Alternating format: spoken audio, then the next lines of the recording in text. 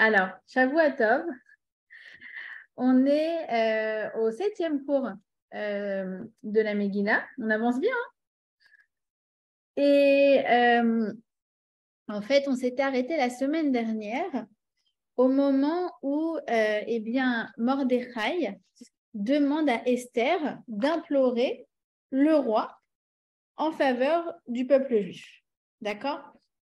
Et vous vous souvenez que Esther, qui pourtant écoute Mordechai à la lettre depuis le début de la Megillah, eh bien cette fois-ci, elle va montrer certaines résistances et elle va rechigner à y aller.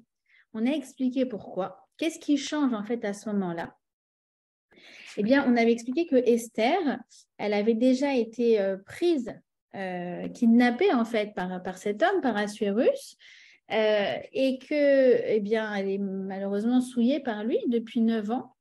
Mais en fait, il va y avoir une différence maintenant qu'elle va y aller, on va dire, de son propre chef, qu'elle va aller voir Assuérus, c'est qu'en fait, à partir de maintenant, elle ne peut plus jouer le double jeu. En fait, on avait expliqué que Esther était mariée en fait à Mordechai et qu'elle pouvait rester mariée avec lui parce que, eh bien, elle avait été comme kidnappée, d'accord? Donc c'était malgré elle, hein. À partir du moment où elle y va, eh bien, elle prend un statut de consentante. Et donc, elle ne peut plus jouer à ce double jeu, elle n'a plus le droit. Et donc, elle va faire un choix malgré elle de se séparer de son mari Mordechai. Et en fait, ce que je voudrais voir avec vous, avant de rentrer vraiment dans la Megillah en tant que telle, c'est eh bien, la prière qu'elle va faire avant de s'adresser à Assuérus. Avant de s'adresser à Assuérus, eh bien, elle va écrire une prière très, très émouvante. C'est le fameux psaume 22, le Tehillim Kaf Bet, et c'est une lamentation terrible. Elle va dire Eli, Eli, lama azavtani, Hachem, Hachem, pourquoi tu m'as abandonné? En fait, c'est le moment où elle s'apprête à voir le roi. Elle redoute une mort. Hein, ça, on avait expliqué qu'en fait, je ne sais pas si vous vous souvenez, que en fait, celui qui se présente au roi, dans le palais du roi, sans avoir été appelé, est condamné à mort. D'accord? On avait expliqué qu'en fait, on le tue direct d'emblée. On ne lui demande même pas ce qu'il veut. D'accord? On le tue et après, on lui demande ce qu'il veut. Et en fait, donc déjà, elle a évidemment la peur de mourir. Et puis, ce qu'elle sait parfaitement, c'est que là, elle se sépare de l'être le plus cher de sa vie. Donc, elle sait qu'elle est condamnée d'une manière ou d'une autre, et elle essaye d'obtenir quelque chose pour un peuple qui a l'air encore aussi condamné qu'elle, d'accord? Mais qui, grâce à elle, aura peut-être une chance de s'en sortir. D'accord? Et donc, elle va composer ce fameux Eli, Eli, Lama Azaftani. On dit que c'est très, très bien de le lire, en l'occurrence, le jour de Purim. Il y en a qui disent que même il faut le lire 7 fois le jour de Purim. Et, eh bien, vous allez voir, elle va vraiment pousser un cri du cœur. Alors, quand elle va composer cette prière, elle va être dans l'antichambre du palais du roi. Il va falloir passer 7 antichambres, d'accord? 7, si vous voulez, pièces avant d'arriver jusque dans le palais. Et quand elle va aller voir Achashverosh, elle va lui dire à 3 reprises, elle va lui dire Im Hameler, d'accord? Elle va dire Im al Hameler. Si tel est le bon plaisir du roi, si j'ai trouvé grâce aux yeux du roi, s'il plaît au roi d'accéder à ma requête. Donc elle va dire 3 fois le mot im, en même temps meler. Alors nous dit le Gaon du Vilna qu'en fait elle est en train de s'adresser non pas au Meler Achashverosh, mais en train de s'adresser au Meler Malchia Melachim Hakadosh Baruch Hu. Elle est en train de s'adresser à Hachem lui-même. Et im, donc le fameux si, eh bien on peut le lire aussi M, la mère, Aleph même. Et vous vous souvenez qu'en fait, Esther n'a pas de mère, elle n'a pas de M, mais par contre, qu'est-ce qu'elle a? Elle a la Emouna. Elle a la Emunat Hameler, elle a la foi en Dieu. Elle s'adresse en fait à Hachem. Et dans ce fameux Tehillim, elle va rappeler son histoire, elle va rappeler son orphelinat. Alors, il y a une très bonne question de Claude qui demande comment expliquer qu'il soit dans le Sefer Tehillim, bien qu'il ait été écrit après. Alors, je vais vous donner l'explication. En fait, donc, le Sefer Tehilim a été adressé, donc normalement c'est David Améler qui l'a écrit. Or, Esther a vécu quelques 500 ans après David Améler. Donc la très bonne question, c'est comment ça se fait qu'il se trouve dans le Sefer Tehilim. Alors, il y a deux versions. La première, c'est celle que, en fait, c'est de dire que David a compilé le Sefer Tehilim, mais il y en a d'autres qui ont été rajoutés, comme celui de Esther, ou comme celui, le fameux Al-Naharot Bavel. Al-Naharot Bavel, il a été écrit par certains exilés, donc qui ont été exilés par Nebuchadnezzar, par Nabucodonosor, qui ont quitté Israël pour la Babylonie. Et ce fameux Al-Naharot Bavel, Shav Yashavnu Gam Bachinu, d'ailleurs, vous le retrouvez en anglais, je crois qu'il y a une chanson disco qui a repris On the Rivers of Babylon, vous connaissez? Et ben, ils ont repris, donc c'est une chanson de disco, mais qui a repris en fait le Tehilim Al-Naharot Bavel. Eh bien, on peut dire que certains Tehilim se sont rajoutés au livre qui avait été compilé par David Améler. L'autre explication, encore une fois, elles se recoupent toutes les deux forcément, c'est de dire non, David, il a écrit par inspiration divine. Et donc, du fait qu'il a écrit par inspiration divine, c'est Dieu qui lui a inspiré le contenu. Or, Dieu est au-dessus du temps. D'accord? Donc, Dieu, il va inspirer un contenu qui sera valable également pour dans 100 ans, qui peut décrire une situation qui va se passer dans plusieurs centaines d'années. Et on va le voir que dans la Megillah, à la fin, on va décrire quelque chose qui s'est passé de façon contemporaine et c'est presque explicite dans le texte. D'accord? Donc, quoi qu'il en soit, eh bien, ce Tehilim est attribué à Esther. Soit parce qu'en fait, il a été écrit par David Améler et quand elle l'a lu, en fait, elle a retrouvé son histoire et donc c'est celui-là qu'elle a dit à ce moment-là, ou soit parce que c'est elle qui l'a dit de elle-même et qu'il a été intégré dans le Sefer Tehilim a posteriori. Quoi qu'il en soit, que ce soit l'un ou que ce soit l'autre, c'est inspiré par Akadosh Baruch Hu lui-même puisque cela figure dans le Tanakh. D'accord? Donc, elle va rappeler son histoire, elle va rappeler son orphelinat. Elle va dire dans ce fameux Tehilim, Ki ata gochi mi beten mi bitri aljde imi. Elle va dire, tu m'as tiré des entrailles maternelles, tu m'as fait reposer en sûreté dans le giron de ma mère. Alors, en fait, qu'est-ce qu'il explique le Malbim? Le Malbim, il explique que, en fait, Esther, comme on a dit, depuis le jour de sa naissance, elle s'est retrouvée sans personne d'autre que Hachem.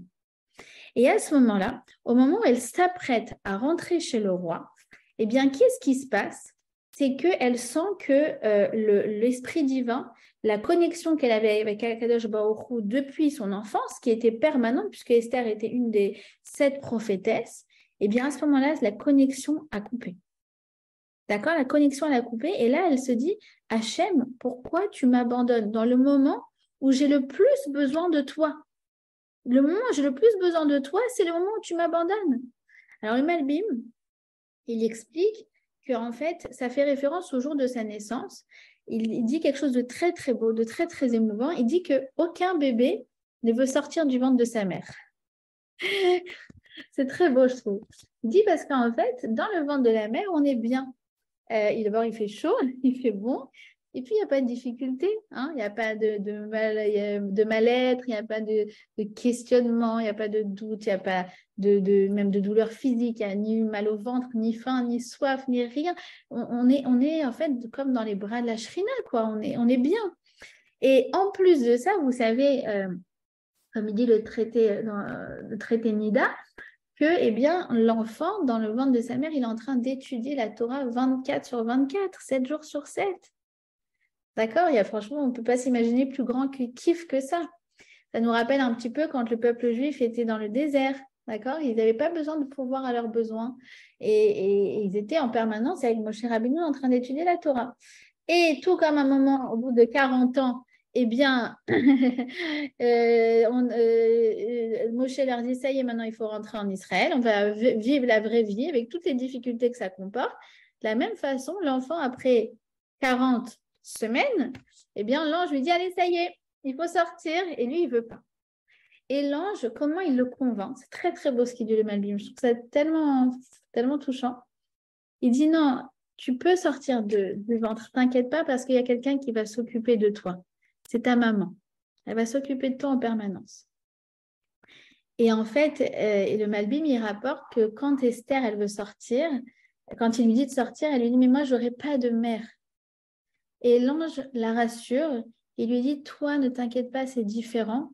Tu auras un lien direct avec Akadosh Baruch Hu. Mi beten imi eli ata. Elle lui dit ça, Esther. Elle lui dit, depuis le ventre de ma mère, tu es mon Dieu. Depuis le ventre de ma mère, tu es mon Dieu. Depuis le ventre de ma mère, tu es tout pour moi. Tu es la personne qui me rassure, tu es la personne qui pourvoit à mes besoins, tu es l'être avec lequel je vis en permanence. Et le Midrash, Yalkut Shimoni, sur les Tehillim, eh bien, il va interpréter le Tehillim de Esther, où elle va dire, donc comme je vous ai dit, Eli, Eli, lama azaftani, pourquoi tu m'abandonnes maintenant? Je m'apprête à faire un plaidoyer pour le peuple juif, un peuple qui a besoin de moi. Et le moment où moi, j'ai le plus besoin de toi, je sens que tu me quittes. D'accord? Alors, le Yalkut Shimoni, je vous invite à celles qui sont hébraïsantes vraiment à le lire dans le texte en hébreu parce qu'il va rapporter énormément d'explications sur ce Tehillim et ça nous permet de bien comprendre en fait tous les enjeux psychologiques aussi de Esther et de toute la Megillah. Alors, d'abord, il dit Eli, Eli, lama zaftani. Pourquoi elle dit plusieurs fois Eli? Parce qu'elle est en train de nous donner une leçon de prière. Esther, elle nous dit quoi? Elle nous dit ne t'arrête pas, ne t'arrête pas. Même si tu dois répéter Eli, Eli, même si tu dois répéter plusieurs fois le nom de Dieu, même si tu dois revenir sur une prière, ne t'arrête jamais. Ça veut dire que quoi? Tu crois que la prière, c'est j'appuie sur un bouton et c'est tout? Comme je commande sur Amazon et ça arrive? Non. La prière, ce n'est pas l'instantané. Et donc, il va falloir parfois être insistante. Il va falloir parfois répéter. Et elle va continuer. Le Yalkut Shimoni, il va dire, elle dit deux fois Eli, Eli. Pourquoi? Eli Bayam, Eli Basinaï. C'est quoi Eli Bayam? Eli Bayam, c'est Dieu qui était là quand la mer s'est ouverte. Eli Basinaï, le Dieu qui était là quand on a reçu la Torah sur le Har Sinaï. En fait, elle dit quoi? Elle dit, il y a des moments où on a des doutes, on n'arrive pas à prier, on se dit, est-ce que Hachem, il entend? Est-ce que Hachem, il va faire quelque chose? On a l'impression d'être seul. En fait, quand on prie parfois, il faut se dire que même Esther, elle a vécu ça, alors que Esther, c'était celle qui avait le plus grand lien avec Hachem. Eh bien, parfois, on a l'impression d'être seul au monde et de parler à un mur. Et alors, elle nous donne comme une astuce, elle nous dit, renforce-toi sur la émouna des miracles de notre peuple, pour croire que toi aussi, tu es digne d'un miracle. Elle nous dit, tu peux exiger au nom des grands miracles du passé d'obtenir une intervention pour toi aussi aujourd'hui. S'il est intervenu pour tes ancêtres, il pourra intervenir pour toi également. D'accord? Donc, c'est ce qu'elle nous dit en fait, Esther. Ne te sens pas bête quand tu pries. Au contraire, renforce-toi dans le fait que Hachem il est présent et Hachem il peut intervenir pour toi. D'accord? Ensuite, elle va faire un lien extraordinaire avec qui? Avec Sarah. Sarah et Menou. Alors, je vais vous raconter un petit peu l'histoire. C'est que en fait, la Gemara nous rapporte que, eh bien, à un moment, Rabbi Akiva, il était en train d'enseigner la Torah à ses élèves. Et tout d'un coup, eh bien, les élèves commencent à s'endormir. Commencent à s'endormir comme oh, Rabbi Akiva, ok, on a compris, tu nous racontes des histoires de la Torah, mais tu n'es pas en train de nous parler de notre vie. Or, la Torah, les Torah train. Normalement, chaque parole de Torah devrait nous apporter quelque chose au niveau de nous, de notre quotidien, devrait nous percuter d'une manière ou d'une autre. Et là, Rabbi Akiva, il sent que ce n'est pas du tout le cas. Il sent que ses élèves, ils dorment, ça ne les percute pas, ça ne les pénètre pas, ça ne leur parle pas. Comme parfois, tu vas en cours de Torah et tu dis, mais de quoi elle me parle? Du quoi? Du Sinaï, de la mer qui s'ouvre. Mais tu veux que je raconte, moi, mon quotidien, c'est quoi? Tu veux que je raconte, c'est quoi mon quotidien? Vous connaissez ce genre de cours, vous avez l'impression qu'on n'est pas sur la même dimension. Alors, qu'est-ce qu'il va leur dire pour les réveiller? Il va leur dire, ah, est-ce que vous savez qu'est-ce que pourquoi Esther a mérité de régner sur 127 pays et donc de sauver les Juifs de 127 pays? Eh bien, Et ce qui lui a fait mériter d'avoir 127 pays, c'est les 127 années que Sarah Imenou a vécues. D'accord? Et alors là, tout d'un coup, ça les réveille. C'est quoi cette idée? Cette idée, c'est quoi? C'est qu'en fait, parfois, nous, on a l'impression que Dieu, il appartient au passé, entre guillemets. Que son intervention, ah oui, c'était vrai à l'époque des prophètes, c'était vrai à l'époque de Moshe Rabbeinu. Mais tout ça, c'est des histoires. C'est des histoires. Ça fait 2000 ans que Dieu ne s'est pas révélé à nous de façon claire. Il ne s'est pas révélé de façon explicite. D'accord? Et donc, en fait, parfois, on a l'impression d'être déconnecté de cette Torah. On se dit, mais non, mais ça, c'est pas ma vie. C'est pas ma vie. Et c'est vrai que ça fait 2000 ans que c'est pas notre quotidien. D'accord? On avait expliqué ça en introduction, qu'en fait, le peuple juif a vécu deux périodes. Une période de révélation divine, où on avait la connexion avec les prophètes, il y avait des interventions, on a vécu le Har Sinaï, on a vu la mer Rouge qui s'est ouverte, on a vu les 10 plaies, on a vu tous les miracles. Et ça fait 2000 ans qu'on n'a pas de miracle explicite. Eh bien, en fait, celle qui a vécu la même chose, c'est Esther. À son niveau, elle. Pourquoi? Parce que quand elle lit l'histoire de Sarah, eh ben, elle a l'impression de lire son histoire. Pourquoi il y a une ressemblance? Pourquoi il y a en quoi elles se ressemblent, les histoires de Sarah et de Esther? Eh ben, Esther a été enlevée par un roi qui veut abuser d'elle. D'accord? Et qui abuse d'elle. Eh bien, Sarah aussi. Sarah, elle a été enlevée par Avimelech. Et Avimelech, qu'est-ce qui s'est passé? Eh bien, il n'a pas pu abuser d'elle. Pourquoi? Parce que Dieu a fait un miracle pour elle. Il s'est révélé dans la nuit. Du coup, Avimelech, il a fait un cauchemar. Et il a compris qu'en fait, il fallait surtout pas toucher à Sarah et que c'était très grave. Et il se lève le matin et il va demander pardon à Abraham. Et il dit, mais quoi? Comment? J'étais à deux doigts de faire la pire erreur de ma vie. Mais pourquoi tu m'as pas dit? Etc., etc. D'accord? Mais Esther a-t-elle bénéficié de ce miracle? Non. Walou. Esther Panim. Le Esther Panim, c'est je ne vois pas de miracle. Rien. Elle, ça fait 9 ans qu'elle est abusée par cet homme. D'accord? Alors, même si le lien n'est pas visible, d'accord? Elle a l'impression qu'il y a des mondes qui traversent leur histoire. Elle n'a pas été souillée, alors que Esther, oui. Eh bien, il y a quand même un lien. Et en fait, toute l'idée, c'est de se raccrocher à ce lien. Se raccrocher à cet élément qui s'appelle Sarah Imenou. Elle a vécu 127 ans, ça fait 127 mérites auxquels je peux m'accrocher. Et à partir de ces 127 mérites auxquels je peux m'accrocher, alors moi, j'aurai une influence sur 127 provinces. Vous avez compris? Je vais prendre l'effort de Sarah Imenou, même si je sens qu'on n'a pas la même histoire, qu'on n'a pas vécu la même époque. Et je vais les prendre et je vais, à partir de là, intervenir pour un peuple qui va vers un génocide quasi certain. D'accord? C'est ce qu'il nous dit, en fait, ce qu'elle nous dit, Esther, c'est tu n'es pas toute seule. Quand on dit nos avot et nos imaot, nos matriarches et nos patriarches, et qu'on invoque leur mérite. Parfois, on se trouve bête aussi. On dit, mais ils ont vécu il y a si longtemps. Et puis, c'est pas mes mérites à moi, c'est leur mérite à eux. Mais non, mais tu comprends pas que leur mérite à eux, c'est ce qui nous accompagne depuis 4000 ans. Et que tu peux invoquer, tu peux demander une intervention divine en invoquant leur mérite à eux. Vous savez qu'il y a une prière, la prière que Abraham a fait au moment où Dieu allait détruire Sédom. Il a fait une prière qui, sur le coup, on a l'impression qu'elle n'a pas été entendue. Il a demandé à Hachem, il a imploré, elle a pleuré. À la fin, Sédom a quand même été détruit. Et bien, Rav Pinkus, il dit que cette prière-là, elle est restée en capital dans les Shamaïm, dans les cieux. C'est comme un capital, comme un compte en banque. Un compte. Et un compte qui produit des intérêts. Des intérêts depuis 4000 ans. Imaginez-vous, vous avez mis à l'époque 10 000 € sur un compte il y a 4000 ans. Imaginez-vous la somme d'intérêts qu'il y a.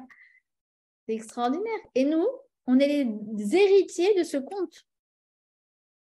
C'est ça qu'on doit se sentir. C'est à quoi que je suis la fille de Abraham, Yitzhak et Yaakov, de Sarah, Rivka, Rachel et Léa.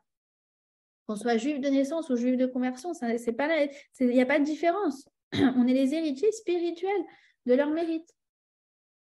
C'est comme si on est des gosses de riches, quoi. D'accord? Alors, c'est ce qu'il nous dit, Rachi. Il nous dit que quand Eli Bayam, il dit quand on était face à la mer ne s'ouvrait pas. Il ne s'ouvrait pas. Et ils ne savent pas quoi faire. Et Rachi, qu'est-ce qu'il nous dit? Ils nous disent, mais dis-leur d'avancer. Pourquoi? Dis-leur d'avancer. Ah, pardon. Et Dieu leur dit, ordonne aux enfants d'Israël d'avancer. D'accord? Il dit, mais on avance où? La mer, elle est là, elle se dresse devant nous. Et Rachi, il nous donne un commentaire incroyable. Il nous dit, non, non, non, regarde. Tu peux avancer. La mer ne se dressera pas contre toi. Grâce à quoi? Grâce au mérite de nos pères et grâce à la émouna dont on a fait preuve en allant dans le désert. C'est-à-dire, il y a deux choses qui peuvent nous aider quand on a l'impression qu'on est face à une mer, exactement comme Esther, exactement comme nous dans nos difficultés au quotidien. Un, c'est le mérite des pères.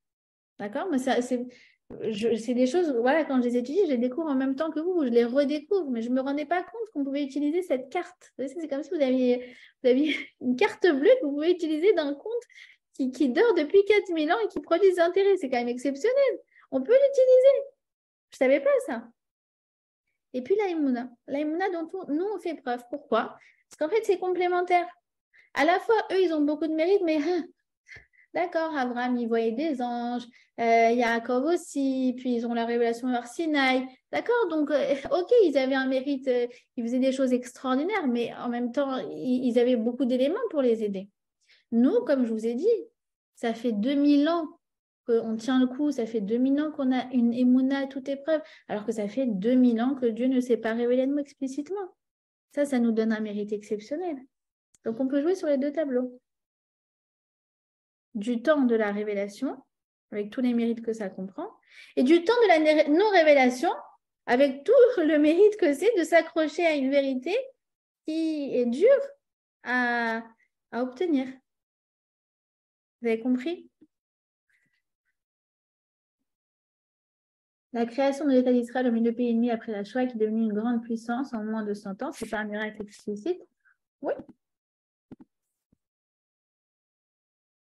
Alors, troisième explication, elle nous dit quoi? Elle dit Eli, Eli, donc elle va dire 3 fois le mot Eli. Nous dit le Yalkut Shimoni, elle fait référence à 3 choses que les femmes peuvent invoquer en moment d'une difficulté. Eh bien, ce sont les 3 mitzvot des femmes. C'est le fait d'aller au mikvé. On nous dit que Esther, quand bien même elle était souillée par cet homme, eh bien, elle continue d'aller au mikvé pour son mari, pour Mordechai. Deuxièmement, c'est l'allumage des bougies de Shabbat. Elle continuait à allumer les bougies de Shabbat. Et troisièmement, c'est la frachat challah. Elle continuait de prélever la challah.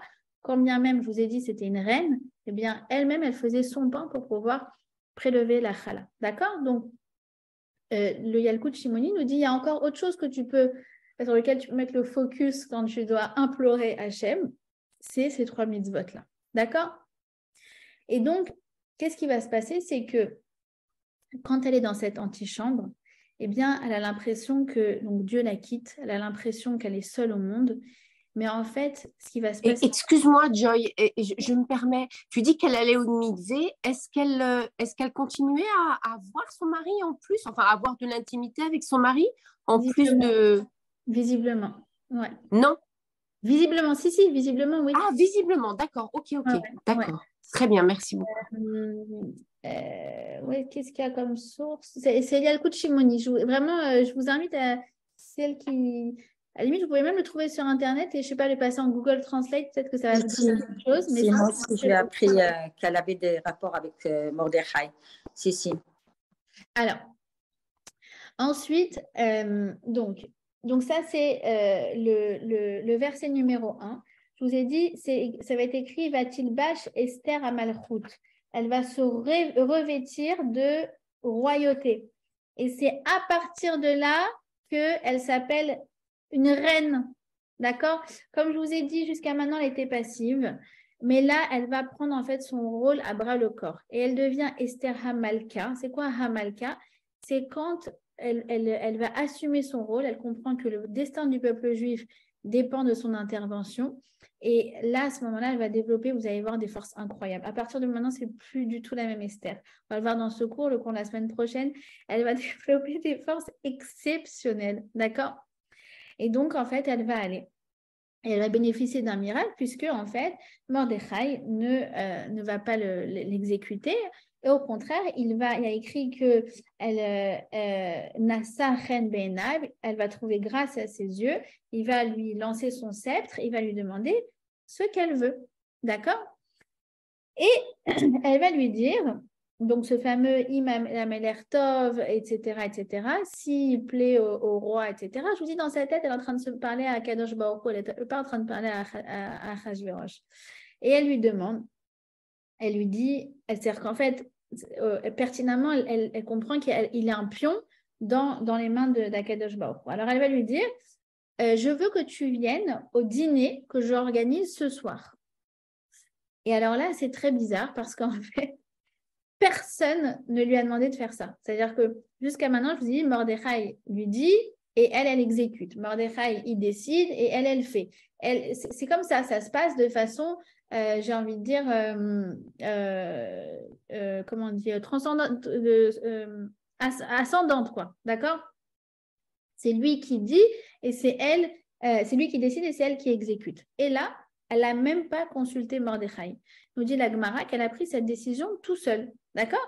Donc, non seulement elle est devenue proactive, mais elle est devenue une femme qui décide, quoi. Elle est passée de femme de la situation, ça c'était la semaine dernière, à femme d'action, et là, à femme de décision. C'est elle qui décide de ça. Alors, pourquoi elle l'invite à un dîner? Normalement, on aurait imaginé qu'à ce moment-là, c'est bon, elle arrive, bah, vas-y, demande-lui tout de suite. Pourquoi tu veux l'inviter dans un dîner? C'est un peu tralouide, d'accord, pour celles qui parlent yiddish.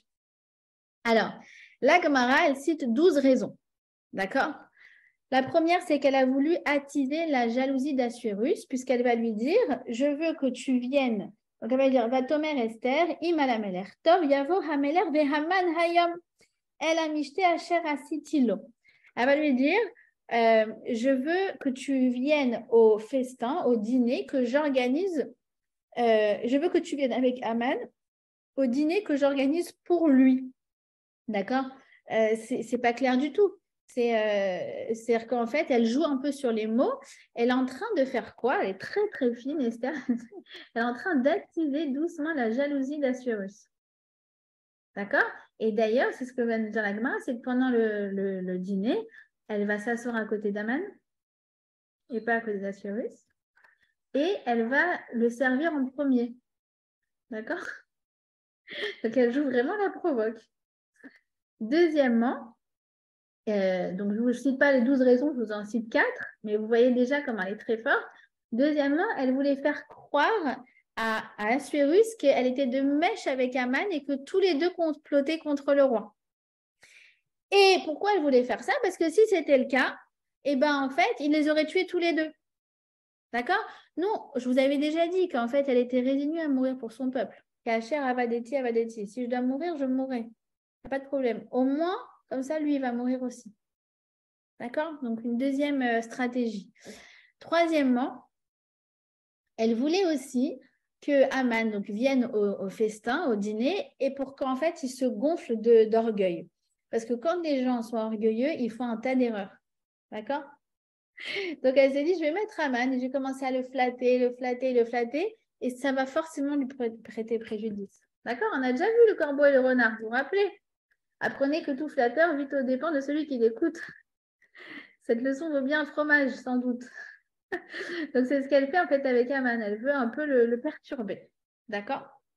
Et enfin, une autre raison, donc une raison un peu plus de Emouna, elle a voulu faire croire au peuple juif qu'elle n'est pas avec eux. C'est très interpellant. Elle a voulu leur faire croire qu'elle les a abandonnés. D'accord? Pourquoi? Pour qu'en fait, ils se mettent à prix de toute leur force. Parce que jusqu'à maintenant, ils se disaient, Yesh lanu achot ba'armon, on a une sœur dans le palais. D'accord? Et à partir de maintenant, ils se disent, mais on n'a plus personne sur qui compter. D'accord? On n'a plus de diplomates, on n'a plus, comment ça s'appelle, de protectia. On n'a plus, comment on dit en français? Comment on dit la protectia en français? Piston. De piston. Voilà, merci. On n'a plus de piston. D'accord? Et quand on n'a plus de piston, quand on ne peut plus compter sur ni le ministre, ni l'avocat, ni le médecin, ni personne, eh ben, on se met à compter sur Hachem. D'accord? Excuse-moi, Joy, quand tu dis qu'elle voulait faire croire au roi qu'elle était de mèche avec Aman pour qu'il les tue tous les deux, est-ce que ça veut dire que le décret aurait été arrêté? Si Aman était mort, le décret, quoi? En quoi ça les sauve? On va le voir d'ailleurs la semaine prochaine. On va le voir que même quand il va tuer Aman, il n'y a rien qui est gagné d'avance. Et oui, c'est pour ça que je ne comprends pas. C'est une bonne question. Mais parce que déjà, ça fait quand même un peu avancer le schmilblick. Si Aman meurt quand même. C'est quand même assez significatif. Mais en fait, on va répondre à votre question en fait, dans le cours de la semaine prochaine parce que c'est effectivement ce qui va se passer. Et on va voir que même une fois que Aman meurt, il se retrouve quand même encore dans une situation dont il doit se Mais oui, puisqu'après, il doit annuler le décret, tout ça. Mais ça on peut dire que quand même, ça facilite les choses. D'accord? D'accord. Entre parenthèses, donc la Gemara qui cite les 12 raisons nous dit que, eh bien, après coup, on a demandé à Eliyahu Hanavi, mais alors laquelle de ces raisons était la bonne? Et Eliyahu Hanavi a répondu, elles étaient toutes bonnes. Ça veut dire, chaque chose que Esther avait pensée, eh bien, elle allait vers une direction. D'accord?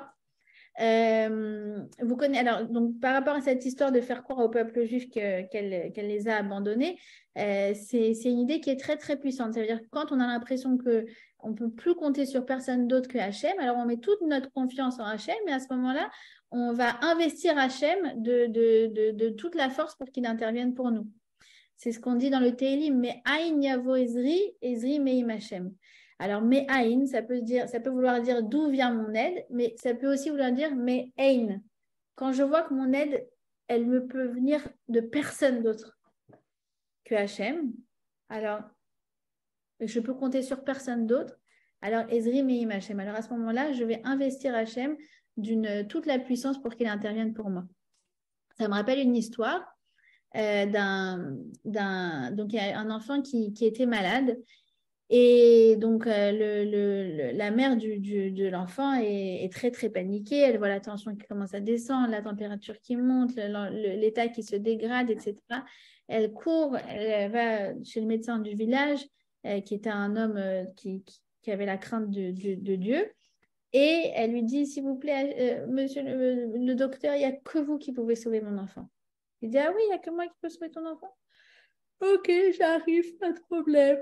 Quel manteau je vais mettre pour venir chez toi? Peut-être je vais mettre ce manteau-là. Puis il met ce manteau, il regarde dans le miroir et il fait non, je trouve pas qu'il me va très très bien. Et là, elle répète, elle dit non, mais monsieur le médecin, il n'y a que vous qui pouvez sauver mon enfant. Ah oui, oui, attends 2 secondes, je vais peut-être changer de manteau. Attends, peut-être je vais mettre des gants. Bref, vous avez compris, il l'amène comme ça en bateau. À la fin, elle s'arrête, elle dit Hachem, il n'y a que toi qui peux sauver mon enfant. Et là, il fait c'est bon, maintenant on peut y aller. Il a dit, je veux absolument pas que vous croyiez que c'est le pouvoir, que vous investissiez le pouvoir de sa guérison en moi. C'est lui qui guérit tout. Une fois que vous avez compris ça, alors c'est bon, on a tous les éléments pour sauver votre enfant. Mais on n'a qu'à voir que les gens, parfois, ils vivent leur vie quotidiennement, mais à l'aise. Mais dès qu'il y a une maladie, boum, ils se retournent, je vais faire le kisuro, je vais mettre ça, je vais ça. C'est, voilà. comme dirait l'autre, il te cloue au mur. Enfin, oui, voilà. Alors, ensuite, donc, elle va l'inviter, il va dire oui. Et elle va... donc, qu'est-ce qui va se passer pendant le repas? Eh bien, il va lui dire, bon, Esther, tu m'as invité au repas. Qu'est-ce que tu veux? Et alors là, elle va lui répondre quelque chose de très surprenant. Elle lui dit, bah, en fait, je te dirai demain si tu acceptes de venir à un second repas. Et là, Assuérus, il devient fou. Il se dit, mais qu'est-ce que c'est que cette histoire? qu'est-ce qui lui prend? Esther, elle est venue dans le palais, elle a pris des risques pour sa vie, c'est très bien. Elle était prête à mourir pour m'inviter à ce dîner. En plus de ça, j'arrive au dîner et elle me dit, je te dirai demain, elle me réinvite à un autre dîner. Souvenez-vous que il est parano. D'accord? Donc tout d'un coup, il devient fou. Il devient très, très, très, très préoccupé. Et il se dit quoi? Il se dit, mais attends, je pense qu'ils ont essayé de me tuer ce soir. Et ils n'ont pas réussi. Donc ils vont réessayer demain. Elle est très, très forte. En plus de ça, il nous dit Rachi, vous savez qu'est-ce qu'elle lui dit? Elle est en train de le rendre fou. Hein. Elle lui dit, et d'ailleurs, demain, je vais te dévoiler ma vraie identité. Maintenant, ça fait 9 ans qu'il n'en peut plus pour savoir d'où elle vient, qui elle est, il n'en peut plus. Et là, il dit, demain, je vais te dévoiler qui je suis vraiment. Il devient fou, il devient fou. Alors, encore une fois, on pose la question, mais pourquoi elle le réinvite? Il y a plusieurs réponses, d'accord? La première, c'est que, elle veut le rendre fou. Effectivement, elle veut qu'il commence à vraiment soupçonner Aman parce qu'elle veut absolument qu'il tue Aman. Et deuxièmement, eh bien, ce que nous disent aux sages, c'est qu'elle attendait un signe d'Hachem et elle ne l'a pas eu. Pendant ce premier dîner, elle a senti que ce n'était pas le bon timing. D'accord? Et effectivement, entre le premier et le deuxième festin, il va se passer des choses qu'on verra la semaine prochaine qui sont phénoménales. D'accord? Donc, ils vont sortir. Donc, le dîner va s'arrêter là. D'accord? Mais alors, vraiment, c'est un dîner en queue de pie, quoi, parce que lui, il se pose 36 milliards de questions là. Je ne sais pas si vous vous rendez compte dans quel état de paranoïa il est le Assurus. Alors ça, c'est Assurus, d'accord? Donc c'est pour ça qu'il va faire une insomnie, il ne va pas dormir de la nuit. Bon, ça, c'est ce qu'on va voir la semaine prochaine.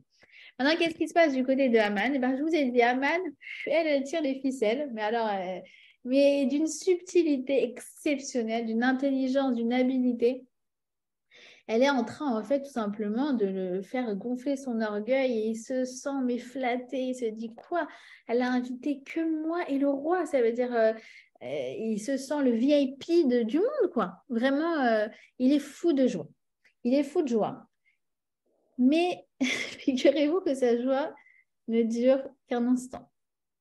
Pourquoi? Parce que dès qu'il sort de chez le roi, donc imaginez-vous, d'accord, il a passé une bonne soirée, ok, il a passé une bonne heure, combien de temps ça dure un dîner, 1 heure, 2 heures, d'accord, c'était les 2 heures les plus heureuses de sa vie.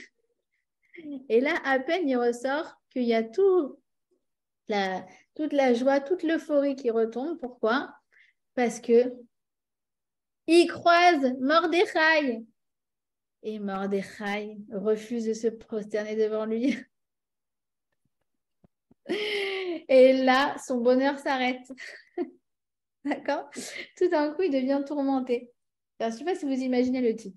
Il a une femme, des enfants, il a 10 enfants, d'accord? La richesse, les honneurs, le pouvoir. La reine, elle a invité que lui. Et là, il y a un type, un pauvre juif, de son petit shtetl qui ne veut pas se prosterner devant lui. Et là, il devient fou. Je ne sais pas si vous vous rendez compte à quel point, en fait, Aman est complètement enfantin, quoi. D'accord? Et qu'est-ce qui va se passer? C'est qu'il va rentrer chez lui et il va raconter à sa femme, il va lui dire, non mais écoutez, c'est exceptionnel ce qu'il lui dit.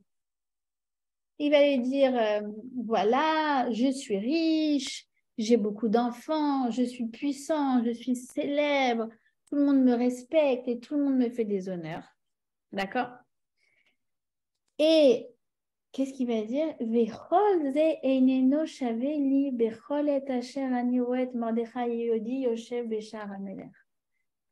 tout ça ne vaut rien tant que ce Mordechai ne se prosterne pas devant moi. Je ne sais pas si vous vous rendez compte. Alors, 2 secondes. Vous m'entendez? Oui, oui. Ouais, ouais. Ah, d'accord. Quelqu'un qui disait qu'il n'entend pas. Émilie, ça va être chez toi la connexion qui bug. Alors, déjà, regardez, on fait le point sur l'état émotionnel et mental de Haman, parce que c'est quand même c'est très fort ce qui se passe. D'abord, il lui dit, et donc il lui dit tout ça, et puis il lui dit combien d'enfants il a. Et nos Haramim posent la question, bon, merci, mais c'est quand même sa femme, elle sait combien d'enfants il a. Mais non, en fait, quand il est en train de lui raconter, mais regarde, voilà, je suis riche, il est en train de, en fait, de se plaindre, de se livrer à sa femme, et ben, en fait, alors elle sait combien d'enfants il a avec elle, mais elle ne sait pas combien d'enfants il a eu dans son dos. D'accord. Donc, en fait, c'est ça qu'elle est très forte. C'est-à-dire que quand quelqu'un est flatté, il commence à faire mais, les pires erreurs dans sa vie. Parce qu'en fait, il est tellement préoccupé par ses grands problèmes dans la vie que tout d'un coup, il est en train de lui balancer qu'il a plein d'enfants dans son dos. D'accord? À un moment, il ignore complètement la base du savoir-vivre, quoi. D'accord? Et puis, c'est horrible parce qu'il y a aussi leurs amis qui sont là, il n'y a pas que elle. Et donc, en fait, il l'humilie publiquement en quelques secondes. D'accord? Mais ne vous inquiétez pas, hein, parce que sa femme aussi, elle n'est pas mieux que lui. Et vous allez voir que là, de ce qu'il vient de lui faire comme pic, la vengeance est un plat qui se mange froid. D'accord? Ce sera le cours la semaine prochaine. Mais regardez ce qui se passe dans la tête d'Aman. C'est l'insatisfaction chronique. Tout cela est sans prix à mes yeux, cela ne vaut plus rien. Une fois que je vois Mordechai qui ne se prosterne pas devant moi. D'accord? D'ailleurs, nos sages nous disent La haine, oui. Vechol ze eneno shaveli, quand on regarde les dernières lettres de ce passouk, ça fait He, Vav, He, Yud. Ça fait le nom de Dieu, Yud, Ke, Vav, Ke, mais à l'envers. C'est Rachem, il est tellement pas présent dans sa vie qu'il suffit qu'il lui manque un tout petit truc pour que ce soit la personne la plus frustrée au monde. D'accord? C'est incroyable. C'est-à-dire qu'en fait, on est en train de découvrir une nouvelle facette du rachat. Le rachat dans la Torah, pas forcément genre le méchant, le pervers, etc. En fait, le rachat, c'est celui qui ne fait aucun travail sur lui. Regardez, on récapitule Aman. Souvenez-vous, on a dit que quand on lui demande conseil, il parle en premier alors que c'est le plus petit de tout le monde. D'accord? Donc, c'est celui qui se la ramène. Il va faire tuer la reine Vashti par vengeance. Pourquoi? Pour pouvoir bien manipuler le roi. Il veut dominer sa femme. Alors, qu'est-ce qu'il fait? Il va faire promulguer une loi comme quoi tous les maris doivent être les maîtres à la maison et que chaque femme doit respecter son mari. C'est hallucinant. Quand il voit que Mordechai ne se prosterne pas devant lui, il veut se venger et il se dit que sa vengeance ne sera pas complète. Il se dit que sa vengeance ne sera pas complète tant qu'il n'aura pas anéanti tout le peuple juif. D'accord? Il convainc Assuérus de tuer tout un peuple sur des arguments fallacieux. Il obtient gain de cause et il va célébrer ça autour d'un festin. D'accord? Et là, on a quelqu'un qui a tout. Et quand il lui manque une chose, c'est tout le monde qui s'écroule et il n'a plus de goût à la vie. Je ne sais pas si vous vous rendez compte, on est en train, en fait, tout simplement de faire le profil psychologique d'une personne qui n'a aucune maturité. Niveau de maturité, zéro. Zéro. D'accord? Alors que nous, dans le peuple juif, on prône ce qu'on appelle la avodat hamidot. On a parfaitement conscience qu'on est loin d'être parfait. Mais on essaye de travailler nos midot. C'est quoi travailler nos midot? C'est comprendre que si moi, je me laisse aller à la vie et je prends pas le projet de développement personnel, en fait, mes mauvaises midot, c'est pas qu'elles vont faire elles vont faire de moi quelqu'un de méchant. C'est qu'en fait, elles vont me pourrir ma vie. Regarde, il est en train de détériorer ses relations de couple. Ça détériore tout, les relations de couple, avec les enfants, avec les amis, dans le travail, tout. Cette Megillah, quand on la lit et on regarde aussi la psychologie des personnages, on voit que d'un côté, on a une Esther, un Mordechai qui se remettent en question, sur laquelle il y a un travail, et d'un autre côté, Vashti, Assuérus, Aman, Zeresh, qui sont complètement bouffés par leur mauvaise midote. C'est pour ça dire qu'à Purim, on va faire des choses qui vont venir bonifier notre comportement. On donne la tzedaka, on partage des cadeaux, on va lire la Torah, on va se remettre en question, etc. On va travailler notre joie. Ok? Pourquoi? Parce qu'en fait, quand on travaille nos midot, c'est comme si on est sur... Einstein, il dit la vie, c'est comme un vélo. Soit tu avances, soit tu tombes. C'est pareil, le développement personnel, chacun a son travail, chacun a son niveau, chacun a son rythme. Mais l'important, c'est de pédaler, de comprendre que je dois avancer dans mon développement personnel et après, j'avance à mon rythme. Mais si je ne le fais pas, c'est pas que je vais faire du surplace, c'est pas que je vais rester telle que je suis. C'est qu'en fait, je suis vouée à me casser la figure. Vous avez compris? Alors, qu'est-ce qui va se passer? C'est que, eh bien, elle va le conseiller. Elle va lui conseiller de faire un, comment ça s'appelle en français, excusez-moi, une potence. D'accord? Ça veut dire qu'il faut que tu fasses une potence de 50 amas. 50 amas, c'est 25 mètres de haut. D'accord? Et qu'est-ce qui va se passer? C'est qu'il va chercher un chêne ou un arbre assez haut pour avoir une potence aussi élevée, mais il ne trouve pas.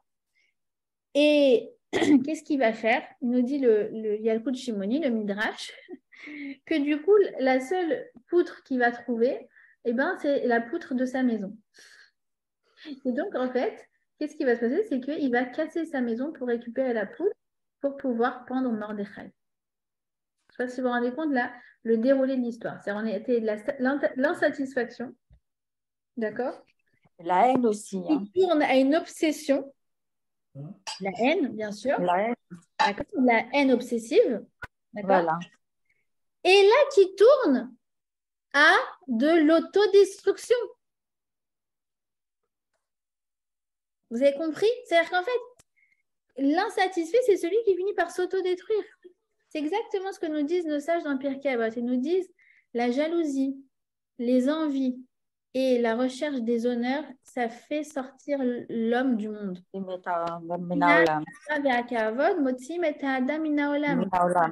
C'est quoi cette idée-là? C'est pas que ça nous fait sortir du monde, genre ah oui, tu vas perdre ton olam haba et tout. Non, non, ça te fait sortir de tout le monde à toi. Ça va t'auto-détruire en fait. Pourquoi le jaloux, ça l'auto-détruit? Pourquoi la jalousie, ça l'auto-détruit? Parce qu'en fait, il est tout le temps en train de se demander pourquoi lui et pas moi? Pourquoi elle et pas moi? Au lieu de se dire merci pour ce que j'ai, de profiter de ce qu'on a. La ta'ava, c'est le deuxième. Donc ça, c'est la jalousie. La ta'ava, c'est les envies. C'est qu'en fait, tu n'es jamais satisfait de ce que tu as. Donc, tu es toujours en train de te demander aussi pourquoi. Pourquoi je ne peux pas avoir plus? Pourquoi je ne mérite pas ça? Pourquoi? D'accord? Quelqu'un qui, ils nous disent nos sages, quelqu'un qui aime l'argent. Je n'ai pas dit que l'argent, on en a besoin. D'accord? Mais là, quand on développe des sentiments pour l'argent, c'est là que ça commence à devenir problématique. Donc, il dit Ohef kesef lo isbe kesef. Il dit Shlomo Ameler. Ça veut dire quoi? Quelqu'un qui aime l'argent, il ne sera jamais rassasié. Parce qu'en fait, il a 100 millions en banque, il voudra 200 millions. En fait, plus il est riche, plus il est pauvre. Parce que là, il lui manque 100 millions. Vous voyez ce que je veux dire? Motsi meta adam ina olam. Ça veut dire je suis pas bien dans ma vie, quoi. Je suis pas bien avec moi-même. Et le kavod, c'est quoi le kavod? Donc, on a dit la jalousie, les envies, le kavod. Les kavod, c'est pourquoi je ne suis pas plus populaire, pourquoi je ne suis pas plus aimée, pourquoi je ne suis pas plus encensée, pourquoi je ne suis pas plus likée. D'accord? C'est pour ces trois personnes, elles ne profitent jamais de ce qu'elles ont. Elles ne peuvent pas se réaliser. Alors, bien sûr qu'on est soumis à ces sentiments-là. Évidemment. Qui n'est pas jalouse et qui n'a pas des envies et qui ne cherche pas à être plus apprécié. Mais le problème, c'est ça, ce qu'ils nous disent nos sages, c'est qu'en fait, il faut réaliser que ces trois choses-là, elles ont pas de fin. C'est-à-dire que si on ne fait pas un travail sur nous pour canaliser ces sentiments-là, on sera toujours frustré et insatisfait, peu importe ce qu'on a. Le jaloux, il est toujours complexé. Toujours complexé parce qu'il se dit mais pourquoi elle est mieux que moi, pourquoi elle aime plus que moi, pourquoi elle a eu ça et pas moi. D'accord? Celui qui cherche les honneurs, il sera toujours frustré. Parce qu'il va se dire attends, mais pourquoi on ne me respecte pas plus, pourquoi on ne m'aime pas plus, pourquoi on ne me fait pas. Et celui qui veut toujours plus, il sera toujours insatisfait. Donc c'est complexe, insatisfaction et frustration sans limite. C'est ce qui nous attend quand on ne travaille pas ça. Et regardez, c'est exactement les trois effets principaux des réseaux sociaux. ça développe la jalousie. C'est normal, tu as l'impression que tout le monde vit une vie de rêve et part en vacances tous les 2 mois et fait des boutiques et fait du shopping et mon mari va faire ça et machin. C'est pas possible. Des personnes qui ne sont pas remplies. Oui, mais c'est vraiment les réseaux sociaux. Oui, bien sûr. Ça travaille sur ces C'est ce qu'on vit. Le recherche des donneurs, pourquoi j'ai pas plus de likes, pourquoi j'ai pas plus de vues, pourquoi j'ai pas plus de commentaires. D'accord? Et troisièmement, c'est la table. On propose encore un nouveau truc, il y a encore un nouveau produit, encore un nouveau. Et donc, en fait, c'est ça qui va créer complexe, insatisfaction et frustration sans limite. Alors, nous, on a l'antidote. On a l'antidote, pourquoi? Parce que Pirkei Avot nous dit quoi? Nous dit que nous, les enfants de Abraham, on a 3 choses dans notre ADN qu'on doit cultiver. C'est Aïn Tova, c'est Ruach Nemucha et c'est Nefesh Shefela. C'est quoi Aïn Tova, Ruach Nemucha et Nefesh Shefela? Aïn Tova, c'est un bon regard. L'antidote contre la jalousie, c'est de me réjouir vraiment de ce que l'autre a. Et comprendre que si elle est là, c'est pas parce qu'elle a piqué chez moi. Et que chacun a les moyens dont Hachem l'a doté pour réussir sa mission dans ce monde. Ça, c'est le Aïn Tova. Et que d'ailleurs, si elle a plus, c'est sûrement qu'elle a une plus grande mission à réaliser. Plus de responsabilités. Ruach Nemucha, c'est l'humilité. D'accord? C'est l'antidote contre le kavod, contre la recherche d'être en permanence plus apprécié. Moi, je sais que Hachem, il m'apprécie. Moi, je sais que moi, je m'apprécie. Et ça me suffit. D'accord? C'est quelque chose sur lequel moi, je travaille beaucoup avec mes enfants. Parce que parfois, ils reviennent, ah, on m'a dit ça, la prof, elle m'a dit ça, il y a une fille qui m'a parlé comme ça. Je dis, regarde, ton estime de toi ne doit pas dépendre de l'estime des autres. C'est très, très, très important. Sinon, vous imaginez l'humeur qui va au gré du vent de ce que vont dire les autres. C'est pas possible. D'accord? Donc, Ruach Nemucha, c'est justement cette idée d'estime de soi qui va faire qu'on n'a pas besoin de l'approbation des autres pour se sentir bien avec soi-même. D'accord? Et Nefesh Shefela, c'est ce qu'on appelle se satisfaire de ce qu'on a. Satisfaire de ce qu'on a, c'est l'antidote contre toutes les sortes d'envies que la société de consommation veut absolument nous faire croire que c'est ah là là, s'il nous manque ça, alors on est les personnes les plus malheureuses du monde. D'accord? Il faut beaucoup de consistance, beaucoup de consistance pour arriver à être imperméable à tout ça. Mais ce que nous décrit en fait la Megillah, en nous décrivant le personnage de Haman, c'est pour nous dire que finalement, dans le fond, c'est quelque chose qui nous guette tout un chacun si on ne fait pas un travail sur soi, en fait, d'avoir cette consistance. Vous voyez que lui, il a tout en 2 minutes. Parce qu'il voit un pauvre juif qui ne se prosterne pas devant lui, il y a tout qui s'écroule. On ne veut pas être comme Haman, nous. On veut avoir tout et ressentir qu'on a tout. Et se satisfaire de ça. Parce que sinon, vous vous rendez compte, la vulnérabilité du bonhomme. Voilà. Alors, je vais... La semaine prochaine, on verra pourquoi elle lui conseille de le pendre pour la potence. Vous allez voir que ce n'est pas anodin.